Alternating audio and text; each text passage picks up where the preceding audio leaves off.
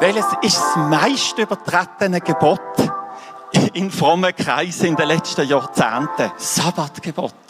Ich kann das alles verstehen. Ich kann jetzt alles begreifen. Aber wenn ihr nicht immer wieder Zeiten habt, wo ihr einfach Ruhe habt, Zeiten zum Geniessen, Zeiten zum dankbar sein, dann werdet ihr doch von dem wegkommen. Still sein. Einfach mal still sein, nichts zu machen. Wenn euch das schwierig ist, dann kauft ein gutes Stück Torte.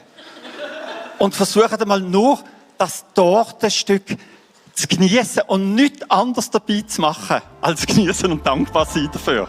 In all dem innen übt man Gnade anzunehmen, damit du üben kannst, dass du mit all dem geliebt bist von Jesus Christus. Und wenn du letzte Woche gesehen bist, wo der Ehekrieg angefangen hat.